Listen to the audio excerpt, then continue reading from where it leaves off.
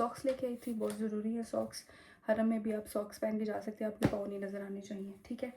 और मतलब किसी ना महरम की नज़र आपके पाँव की तरफ या। और मैं बबल चबा रही हूँ, मेरी इतनी बुरी आदत होगी कि मैं पूरा दिन बबल ही चबाती रहती हूँ। जब मैं वीडियो एडिट करती हूँ मुझे इतना अजीब सा लगता है कि यार मैं बबल क्यों चबा रही थी, बट चलें आप लोग गुजारा कर लेना।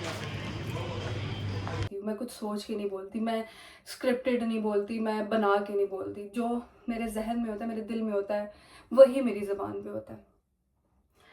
तो मैं ऐसी बंदी हूँ, मैं सोचती हूँ कि पहले किसी का मसला हल करूँ, अपना अल्लाह पाक मेरा कर देगा। मेरे मौला है, मेरे वारिस हैं, वो मेरी मुश्किल आसान करेंगे। तो आप यकीन करें कि मेरे ऐसे मसले हल हो जाते। और कहते हैं ना कि रिस्क जो है ना वो बांटने से बढ़ता है। बैग लेके आ जाते ज़्यादा से ज़्यादा। ड्राइविंग वाले काम आपकी बहन करती, बाकी सारे काम मुझसे किए हुए मिलते हैं। लेकिन यहाँ पे ऑफ कोर्स जो बाहर रहते हैं उनको पता होगा कि सब कुछ खुद ही करना पड़ता है। अस्सलाम वालेकुम, welcome back to the days vlog. I hope you all are doing good and great. अच्छा जी, जो लास्ट व्लॉग में मैंने आपको कहा था कि मेरे लिए दुआ कीजिएगा, एक बहुत इम्पॉर्टेंट चीज़ है जो कि नहीं हो रही थी। और आप सबकी दुआओं की वजह से, मेरी अपनी दुआओं की वजह से, मेरी वालदा की दुआओं की वजह से वो चीज़ जो है हो गई है। और वो चीज़ क्या है, मैं ज़रा कैमरा सेट करती हूँ और आपको बताती हूँ, ठीक है। पिछले 1 मंथ से मेरा इरादा था कि मैंने इस साल ज़ियारत पे जाना है, जो कि मैं 2 साल पहले गई थी। और इस बार मेरा बहुत दिल चाह रहा था कि मैं ज़ियारत पे जाऊं। तो कुछ ऐसी वजूहात थी, और जैसे कि हालात आपके सामने हैं, एयर स्पेसेस बंद हो रही थी, तो मेरा ज़ियारत का वीज़ा आई थिंक 3-4 दिन पहले आया और टिकट वगैरह नहीं हो रहा था। मैंने अपना और अपनी बहन का वीज़ा अप्लाई किया था, जो कि पाकिस्तान से ट्रैवल करेगी। तो कुछ समझ नहीं आ रही थी, एयर स्पेसेस कभी खुल रही थी कभी बंद हो रही थी। वीज़ा 3 बार रिजेक्ट हुआ, और फिर उसके बाद अप्रूवल फाइनली आ गया। और आप देखें, मुझे रात को पता चला है कि मेरा टिकट हो गया। और आप देख सकते हैं कि मेरी कैफियत क्या है, जस्ट मुझे रात को पता चला।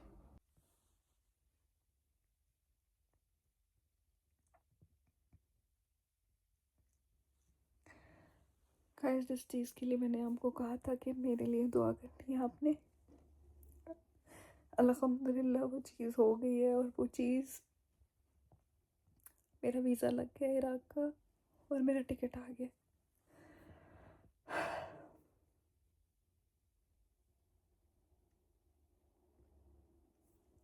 इस वक्त मैं बता नहीं पा रही कि मेरी क्या कैफियत है। और मैंने इस चीज़ के लिए बहुत दुआ की है, मेरा बहुत दिल था कि। तो खैर, रात को जब मुझे पता चला कि मेरा जो है टिकट हो गया है और अब मुझे नेक्स्ट डे फ्लाई करना है, यानी मेरे पास सिर्फ आज का दिन है, मैंने कोई तैयारी भी नहीं की हुई, मैंने कोई कपड़े वगैरह नहीं लिए हुए। कपड़े क्या होते हैं, एक सिंपल ऊपर तो गाउन होता है, लेकिन जो गाउन के नीचे होता है एक टी शर्ट होती है और ट्राउज़र होता है सिंपल, क्योंकि वहाँ पे गर्मी बहुत ज़्यादा होती है। ज़रूरी एसेंशियल्स जो हैं वो भी नहीं है। तो मैं आज अभी अभी अभी उठी हूँ और मैंने सिर्फ एक चाय का कप पिया है। और मैं अब ये सोच रही हूँ कि मैंने पूरा दिन लगाना है, सारी चीज़ें करनी है। और पैकिंग के लिए जो ज़रूरी एसेंशियल्स हैं, जो चीज़ें हैं, वो रखना शुरू कर दूँ कि सुबह मेरी कल 8 बजे की फ़्लाइट है। तो मेरे पास बिल्कुल भी टाइम नहीं है। तो मैं बता ये रही थी कि बड़ा ही मुश्किल से ये काम हुआ है। जैसे कि मुल्क के हालात जा रहे हैं, जिस तरह की सिचुएशन है पूरी दुनिया की, तो बड़ी ही मुश्किल से वीज़ा लगा है। दुआएं, नफल, मुनाजात वगैरह पढ़ पढ़ के, मन्नतें मांग मांग के। तो जैसे कि आप जानते हैं कि कल से पहला मुहर्रम स्टार्ट हो जाएगा। तो मेरा पहला मुहर्रम इंशाल्लाह इंशाल्लाह करबला में होगा। और मेरी अम्मी को इस चीज़ का बहुत ज़्यादा दुख है कि मैं उनको साथ लेके नहीं जा रही थी। मैंने अभी कुछ महीने पहले, 2-3 महीने पहले अम्मी को उम्रा करवाया। तो मैंने अम्मी से कहा कि अभी तो मैं सिर्फ 2 लोग ही अफोर्ड कर सकती हूँ। शुक्र है मेरे मालिक ने मुझे इस काबिल कर दिया है कि मैं इस काबिल हो गई हूँ। इसमें कोई बड़ी बात नहीं है, या मेरा इसमें कोई कमाल नहीं है। सिर्फ सब पाकों की मर्ज़ी से होता है, सब अल्लाह पाक की मर्ज़ी से होता है। और जब आप पे करम होता है तभी होता है। तो अम्मी का जो है मैंने वीज़ा मैंने उनका सॉरी अम्मी का जो है मैंने उम्रे का करवाया था। और अभी रिदा बहुत अरसे से चाह रही थी कि वो ज़ियारात पे जाए या उम्रा करे। तो 2 साल पहले मैं अरबईन पे गई थी। और हाँ, जब लास्ट टाइम भी गई थी तब मैं अरबईन पे ही गई थी, यानी 2019 में और 2023 में मैं गई थी। तो अरबईन पे ही गई थी। तो मेरी वालदा का बड़ा जी चाह रहा था। मैंने उनको कहा कि आप दुआ करें कि मैं एक एक दो दो बंदे ना करूं, बल्कि मैं पूरी फैमिली को लेके जाऊं। अल्लाह पाक मुझे इस काबिल कर दें कि मैं पूरी फैमिली को लेके जाऊं, और मुझे इस काबिल करें कि मैं बाकी लोगों को भी as a Hadiya, as a gift ज़ियारत करवा सकूं। तो उम्मीद तो यही है कि इंशाल्लाह अल्लाह पाक करम करेंगे और ऐसा ही होगा। तो मैंने अपनी वालदा से कहा कि आप दुआ करें। मैंने कोई तैयारी नहीं की मुहर्रम के सिलसिले से, कोई चीज़ ऐसी नहीं ली, या अपने ऊपर कोई ऐसे ताम झाम नहीं किए, क्योंकि मुहर्रम में मैं ये समझती हूँ कि इमाम हुसैन का गम जो है वो सबसे पहले होना चाहिए, और नज़र आना चाहिए कि आप गम करने जा रहे हैं, ना कि आप यू नो दिखावे के लिए जा रहे हैं।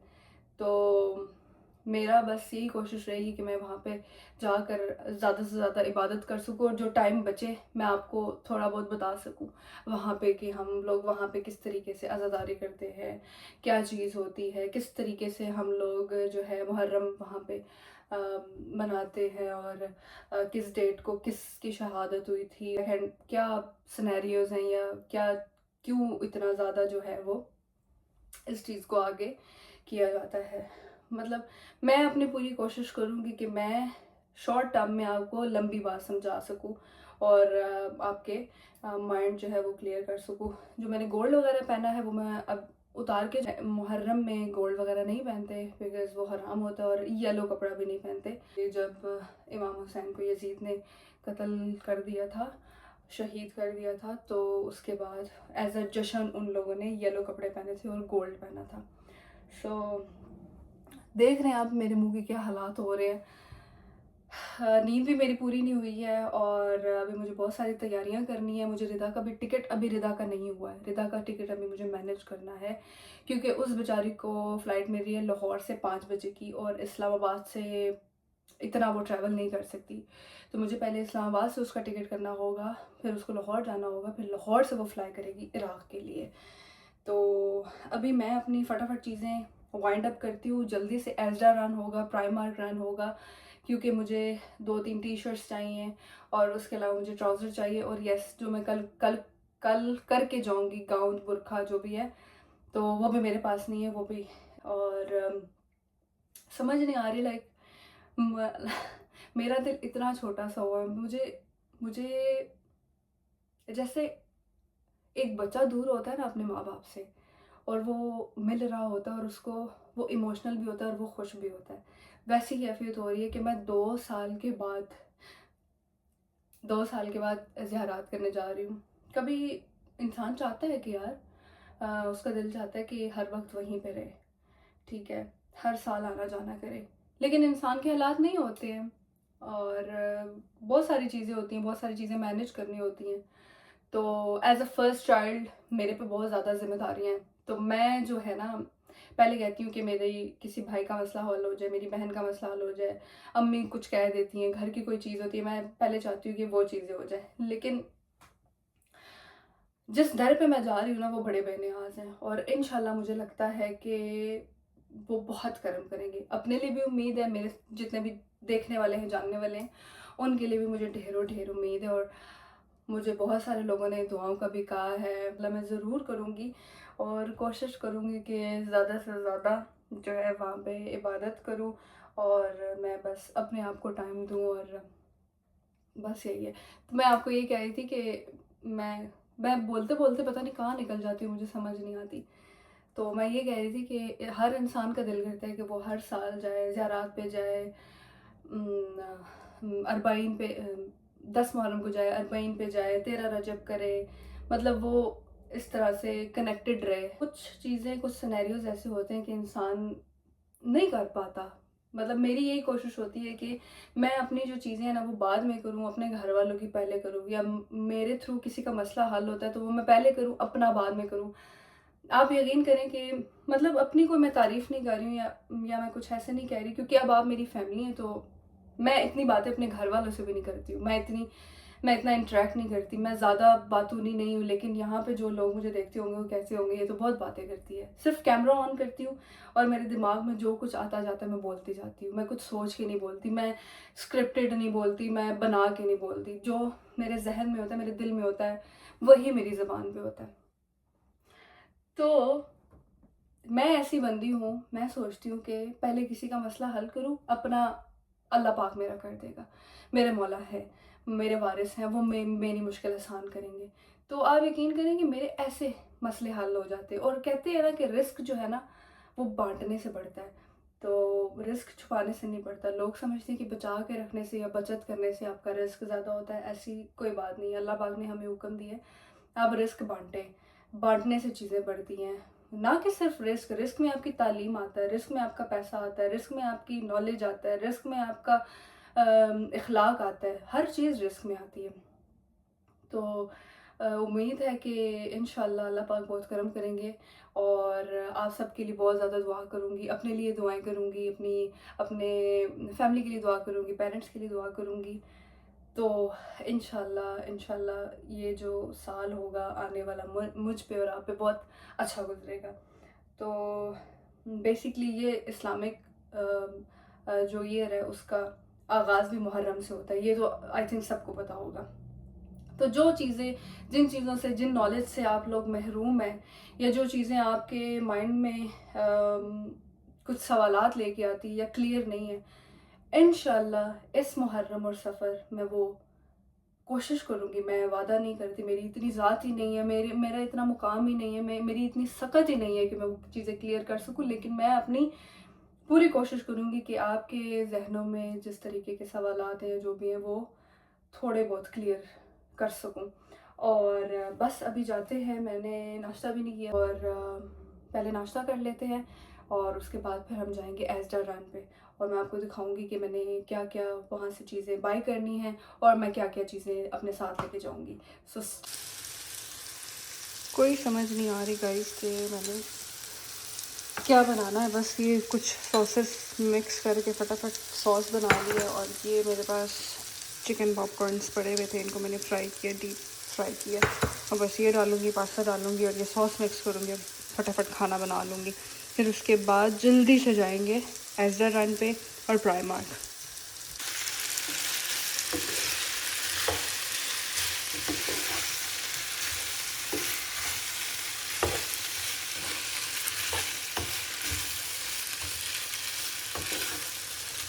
ये होती है परदेसियों की ज़िंदगी। ये मैं पाकिस्तान में होती ना तो मेरा बैग भी मेरी बहन रेडी करके देती, मुझे कोई फ़िक्र ना होती, खाना अम्मी ने बनाया होता। मैं सिर्फ जो बाहर के काम होती वीज़ा प्रिंट करवा के लाती या बैग लेके आ जाती ज़्यादा से ज़्यादा। ड्राइविंग वाले काम आपकी बहन करती, बाकी सारे काम मुझसे किए हुए मिलते हैं। लेकिन यहाँ पे ऑफ कोर्स जो बाहर रहते हैं उनको पता होगा कि सब कुछ खुद ही करना पड़ता है।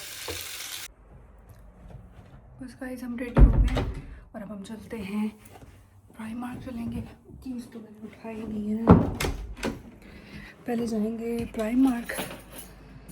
ये चीज़ होती है मेरी, प्राइमार्क जाएंगे, उसके बाद थोड़ी बहुत जो चीज़ें रखनी है ग्रॉसरी वगैरह के लिए, इतनी ग्रॉसरी तो नहीं होगी, चाय का सामान वगैरह होगा, तो चलते हैं।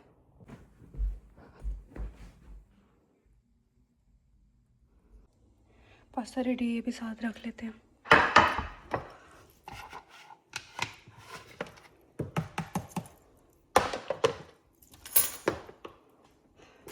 कम ऑन, थैंक गॉड बंद हो गया। चलते हैं, अब यहाँ से लेंगे गाउन्स।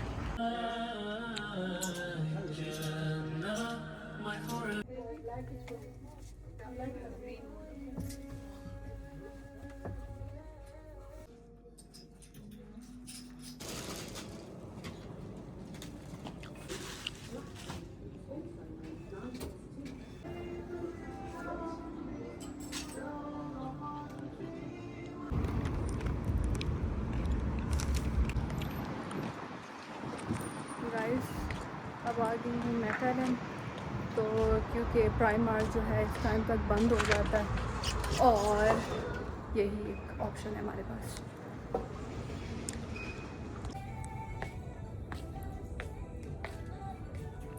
कुछ भी काम का नहीं है यार।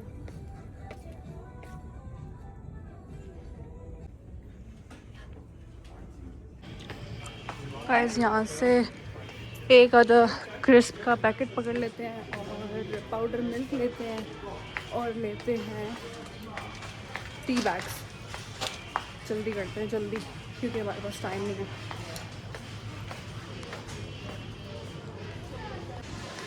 और मैं बबल चबा रही हूँ, मेरी इतनी बुरी आदत होगी कि मैं पूरा दिन बबल ही चबाती रहती हूँ। जब मैं वीडियो एडिट करती हूँ मुझे इतना अजीब सा लगता है कि यार मैं बबल क्यों चबा रही थी, बट चलें आप लोग गुजारा कर लेना। सो यहाँ से पकड़ते हैं छोटे वाले, आई थिंक 40 बहुत होंगे। उप्स गिर ना जाए, ये बहुत होगा, ये पकड़ते हैं। उसके अलावा हम लोग स्वीटनर पकड़ लेते हैं और क्या लेना चाहिए, लेट मी थिंक। स्टीविया पकड़ लेंगे, एक स्टीविया लेते हैं और लेते हैं पाउडर मिल्क। जी तो गाइस फाइनली चीज़ें लेके आ गई हूँ। ये लेके आई हूँ कपड़े, और ये कुछ चीज़ें लेके आई हूँ, मीठा वगैरह लेके आई हूँ, और ये रिदा के लिए चॉकलेट्स लेके आई हूँ। और बाकी मैं अभी पैकिंग स्टार्ट करती हूँ और पहले बबल फेंक दूँ, मुझे बहुत बुरी आदत पड़ गई है, बबल खाती रहती हूँ जी। तो सारी चीज़ें निकालती हूँ, देखती हूँ क्या क्या लेके जाना है। सबसे पहले तो बैग निकालना पड़ेगा और उसमें ऑलरेडी मेरे कपड़े पड़े हुए हैं, पहले वो निकालती हूँ, उनको किसी साइड पे लगाती हूँ, फिर अपनी जो है पैकिंग करना स्टार्ट करती हूँ क्योंकि टाइम बहुत कम है। अब फ्रेंड्स, जो मैंने पास्ता बनाया था वो मेरी फ्रेंड को बहुत अच्छा लगा, तो मैंने उसको पैक करके दे दिया। थोड़ा सा ही बना था तो एक डब्बे में पूरा आ गया, तो मैंने कहा अब मैं अपने लिए क्या रखूँ और उसके लिए क्या रखूँ, तो मैंने पूरा उसको पैक करके दे दिया। और मैंने अपने लिए मंगवाया है पेरी पेरी चिकन, जो कि मुझे बहुत ज़्यादा पसंद है। सो पहले खाते हैं खाना और उसके बाद पैकिंग करते हैं और साथ साथ आपको दिखाते हैं। गाइस सारी चीज़ें मैंने निकाल के रख दी हैं जो जो लेके जाना है, और अब बैग निकालना है, और बैग पड़ा हुआ है इस अलमारी के ऊपर। अब ये बैग मैंने अभी तक ओपन नहीं किया, इंशाल्लाह रबीउल अव्वल में इसकी ओपनिंग आपके सामने करूँगी। ये मेरी फ्रेंड ने मुझे मेरी बर्थडे पे दिया था, और कुछ गिफ्ट्स ऊपर रखे हुए हैं, लेकिन मसला ये है कि ना रिदा की फ़्लाइट को कुछ समझ आ रहा है, क्योंकि वीज़े का एक ग्रुप होता है, ठीक है, और वीज़ा का जो ग्रुप होता है उसी ग्रुप में ट्रैवल करना ज़रूरी है। रिदा का मसला ये आ रहा है कि उसके एग्ज़ाम्स हैं और वो 18 से पहले ट्रैवल नहीं कर सकती।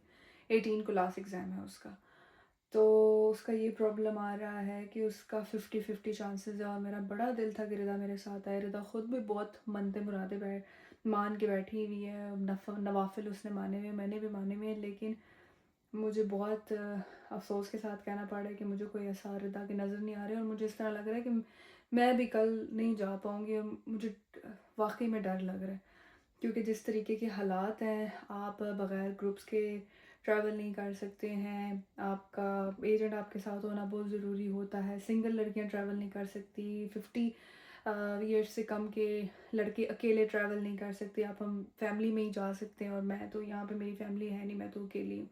तो जिस ग्रुप के थ्रू मैंने किया था अप्लाई, वो जो ग्रुप है वो टर्की से ऑन बोर्ड होगा, क्योंकि वो जो ग्रुप है वो पेरिस का ग्रुप है, वो यहाँ का ग्रुप नहीं है। अब यहाँ पे मुझे क्या होगा, किस तरह मेरे साथ I don't know, Manchester airport पे क्या चीज़ें पेश आएंगी क्या नहीं, इसका बिल्कुल भी मुझे अंदाज़ा नहीं है। लेकिन मेरी ये वाली आँख, सीधी आँख कब से फड़की जा रही है। मुझे पता है ये डिसबिलीव्स होते हैं, नहीं करना चाहिए, लेकिन मेरे साथ होता है। जब मेरी सीधी आँख फड़क रही होती है ना, तो कुछ ना कुछ बुरा ही होता है, और 2 दिन से फड़क रही है, मुझे नहीं पता क्यों। यार आप सब ने बहुत ज़्यादा दुआ करनी है, क्योंकि मेरा बड़ा एक इंसान का अरमान होता है ना, एक तो ख्वाहिश होती है, मेरा अरमान है मुहर्रम में जो है करबला जो, तो पता नहीं क्या होगा। बस मौला का नाम लेते हैं, उनसे तवक्ल करते हैं, अल्लाह पाक से तवक्ल करते हैं, मौला हुसैन का वास्ता दे के, तो हम अपनी पैकिंग शुरू करते हैं। हम अपनी तैयारी पूरी करेंगे, आगे का मौला वारिस हैं, अल्लाह पंचतन पाक वारिस हैं, देखते हैं क्या होता है। सो उतारते हैं ये बैग। ये बैग उतारना, छोटा सा तो कमरा है मेरा, लेकिन मैंने बड़ी ऑर्गेनाइज करके चीज़ें रखी हैं। ये वाला बैग मुझे उतारना होगा, उससे नीचे वाला। तो अभी मैं ये बैग उतारती हूँ और बैग उतार के रखती हूँ। इसमें जो चीज़ें हैं वो अलमारियों में एडजस्ट करने की कोशिश करती हूँ। फिर उसके बाद जो है, आई थिंक मिरर में मैं आ रही हूँ। फिर उसके बाद पैकिंग स्टार्ट करते हैं। गाइस बड़ी ही मुश्किल से मैंने बैग तो उतार लिया है, लेकिन बैड न्यूज़ ये है कि बैग जो है वो, इस पंखे को, एक रूम मेरा बहुत छोटा है ना, मैं एडजस्ट ही करती रहती हूँ चीज़ें। आप दुआ करें ना बहन को बड़ा रूम मिल जाए, लेकिन बड़ा रूम होगा तो ऑफकोर्स पैसे भी ज़्यादा होंगे, लेकिन कोई बात नहीं, जॉब अच्छी हो तो बड़ा रूम भी बंदा अफोर्ड कर लेता है। ठीक है जी। तो इस फ़ैन को मैंने एक साइड पे रख दिया। मैं आपको बैग दिखाती हूँ। बैग के जो हालात है ना, बड़े ख़राब हैं। मुझे याद है, मुझे याद नहीं रहा, जब मैंने इस बैग को देखा तब मुझे याद आया कि लंदन एयरपोर्ट में उतरी थी तो बैग का टायर डैमेज हो गया था, टूट गया था। मैं आपको दिखाती हूँ। अब ये वाली जो साइड है इसकी सारी टूटी हुई है यहाँ। सो मैंने अभी ईशा को बोला है कि मुझे एक बैग चाहिए। उसके पास है, वो अपना बैग खाली कर रही है और उस बैग में होपफुली मेरी चीज़ें आ जाएंगी, नहीं तो मैं ट्राई ज़रूर करूँगी कि मेरी चीज़ें आ जाएं। सो गाइज़ ये ईशा ने बैग दिया है, इसको खोल के देखते हैं। आई थिंक मेरी चीज़ें इतनी ज़्यादा नहीं हैं, अगर मैं उनको पैकेजेस से निकाल लूँ, जैसे ये बड़े बड़े पैकेजेस हैं, अगर इससे मैं निकाल लूँ तो मेरी चीज़ें आ जाएंगी। तो मैं करती हूँ, मैं अपना जितना भी ये मैंने गंद मचाया हुआ है, देखिए बैग्स मैंने बेड के ऊपर ही रखे हुए हैं, इनको मैं दोबारा अलमारी के ऊपर लोड करती हूँ। फिर उसके बाद मैं पैकिंग शुरू करती हूँ। ये इलेक्ट्रिक केटल है और आपको तो पता है पाकिस्तानी चाय की कितनी अशद ज़रूरत होती है वहाँ पे। लास्ट टाइम मैं जब गई थी तो बड़ा मुश्किल से गुजारा हुआ था मेरा। और जब आपको पता पाकिस्तानी चाय का बंदा आदी हो और उसके सर में ही दर्द होता रहता है जब तक उसको चाय ना मिले, तो केटल रखेंगे। उसके अलावा मैं लेके आई हूँ, ये मैं इतने रीजों से लेके आई थी अपनी बहन के लिए कि वो चॉकलेट्स खाती है, ये भी लेके आई थी। और सेलिब्रेशन का डब्बा भी लेके आई थी। कहाँ है? हाँ, इसके नीचे रखा हुआ है। ठीक है, कि रिदा खाती है, तो बड़े अफसोस के साथ कहना पड़ रहा है कि रिदा का कुछ पता नहीं है कि वो जा सकेगी कि नहीं जा सकेगी। मेरा बड़ा दिल था कि रिदा जाती। मैंने सारे पैसे भी जो हैं वक्त से पहले दे दिए। जिनके थ्रू मैं जा रही हूँ उन्होंने मुझे इतना फैसिलिटेट किया हुआ था कि पैसे बेशक बाद में दे दें, कोई मसला नहीं है, लेकिन मैंने कहा नहीं, मैं ज़ियारात के लिए जा रही हूँ तो मुझे यकीनन ये जो चीज़ें पहले क्लियर करनी चाहिए, बीच में पैसे नहीं आने चाहिए, या मैं किसी के पैसे रोक के मैं इस तरह ज़ियारात नहीं कर सकती। तो बस ये है कि अब शुरू करते हैं पैकिंग, और उम्मीद पूरी है कि रिदा का कुछ हो जाएगा। आप लोग भी दुआ कीजिएगा कि रिदा का भी ज़ियारात का कोई ना कोई सबब बन जाए।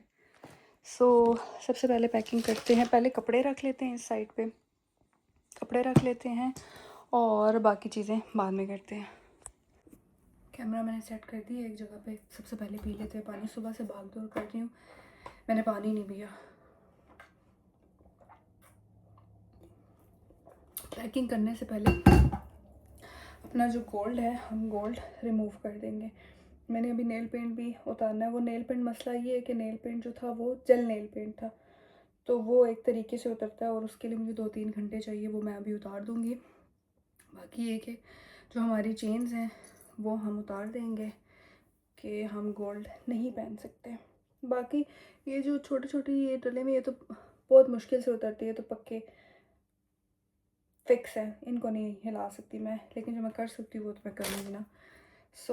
ये हमने निकाल दिया। उसके बाद हम अपना ब्रेसलेट भी उतार देते हैं। ओके,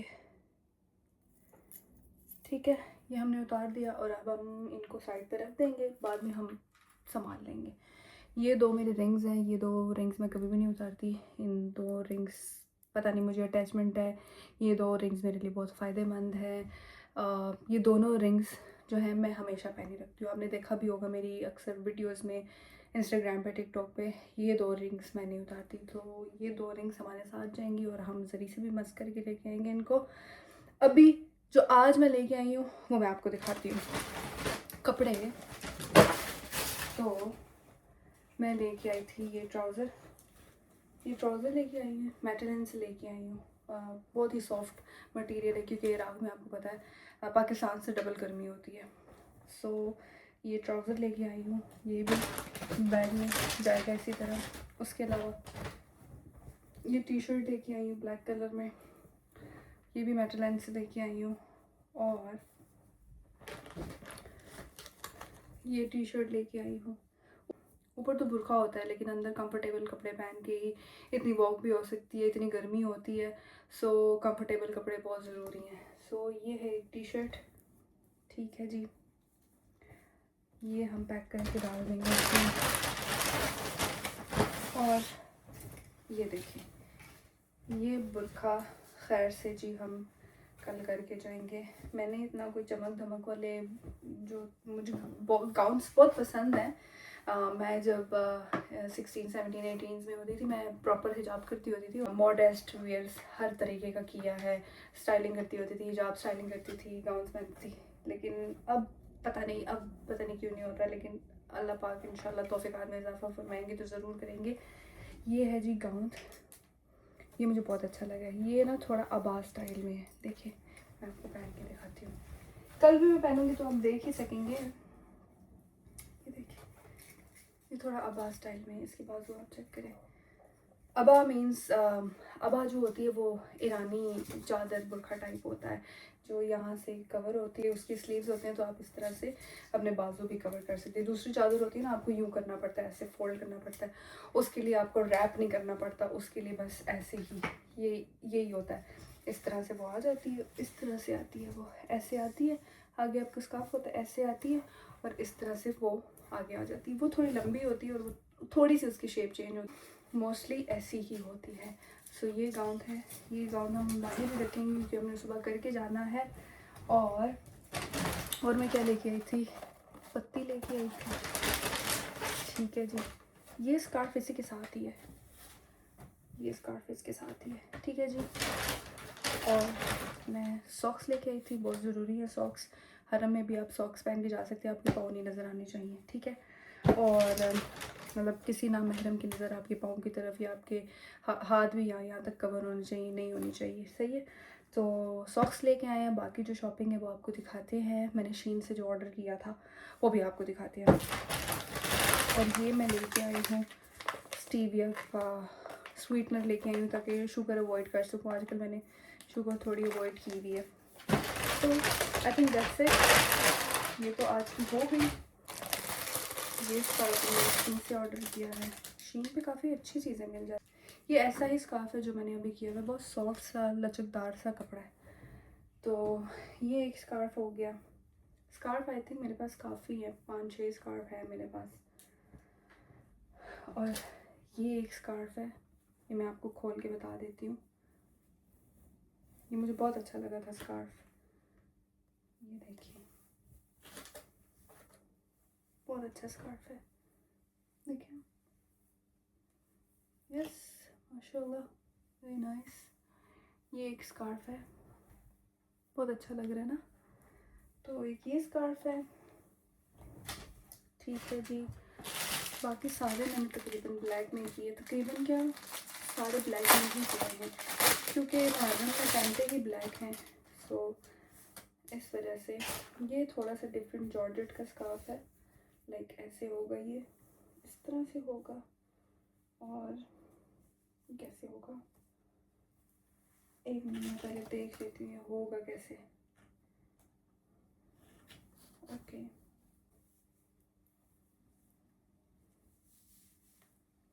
ऐसे ये देखिए खुद ही फिक्स हुआ है। इसके साथ एक आता है मैग्नेट, और उसको आप ऐसे खुद ही फिक्स कर सकते हैं, लाइक दिस। ये है ना, इसके अंदर मैग्नेट आता है, और आप जैसे भी आपको रखना है, मुझे यहाँ तक बेहतर लग रहा है, और आप ऐसे इसको फिक्स कर सकते हैं। और बेशक आप ऐसे खोल के भी जा सकते हैं, कोई मसले की बात नहीं, क्योंकि है तो सारा कवर ही। ये पता नहीं क्या लग गया है इसके ऊपर। खैर ये हो गया, ठीक है।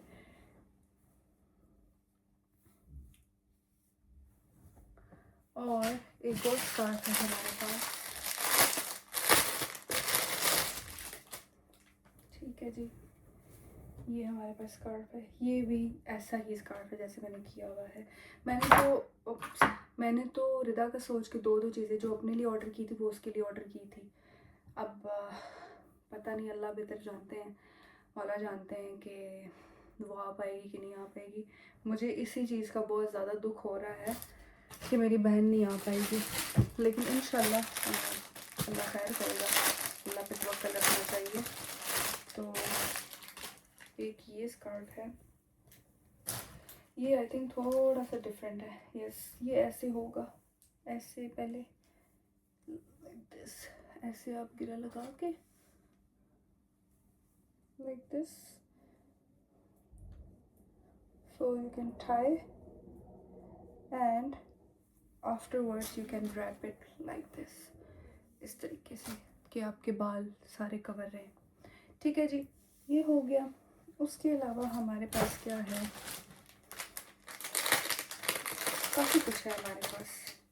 ठीक है, ये हमारे पास एक कैप है, ये देखें, ये कैप है हमारे पास।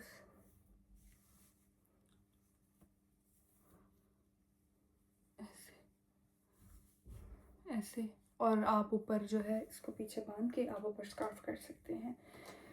ठीक है जी, ये हो गया। उसके अलावा तस्बीहात पढ़ना बहुत ज़रूरी है, क्योंकि अहले बैत की दुश्मनों पे जितनी लानत की जाए उतना ही कम है। तो हम इस तस्बीह को बतौर ज़िक्र लानत इस्तेमाल करेंगे। ठीक है, और इमाम हुसैन के दुश्मनों पर, कातलों पर, मुनाफिकों पर और उनके लिए बुरा सोचने वालों पर इस तस्बीह के ज़रिए लानत होगी और बेशुमार होगी। ठीक है, ये एक तस्बीह मैंने ली थी रिदा के लिए और एक तस्बीह ली थी अपने लिए। उसके अलावा धूप में बहुत चलना होता है, तो ये कैप्स ली थी कि ये हम हैट्स पहन लेंगे। सही है, और हमने स्लीव्स भी ली थी, वो भी मैंने दो ही ऑर्डर की थी। तो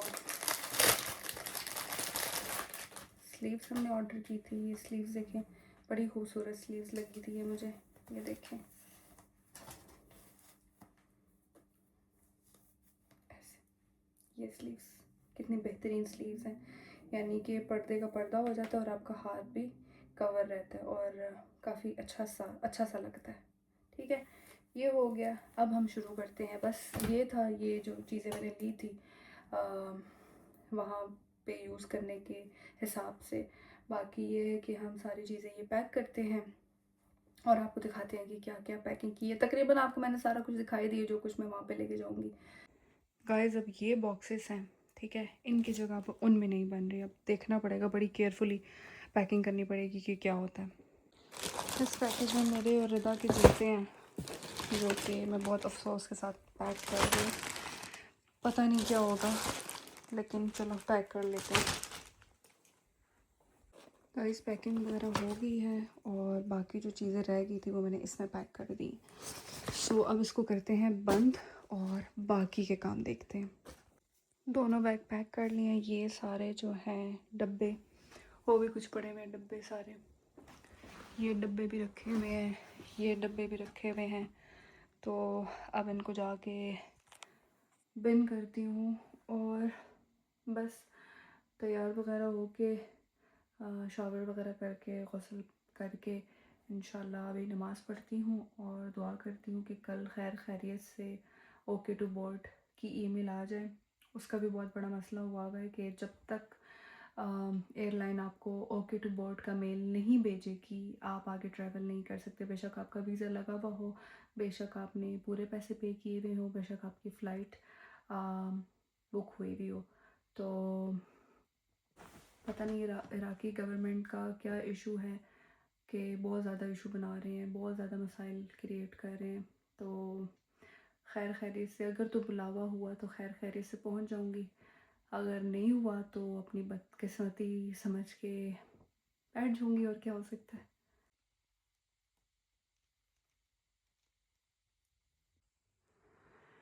गाइस, सुबह की तैयारी मैंने कर ली है, कपड़े रेडी कर लिए हैं, पैकिंग हो चुकी है।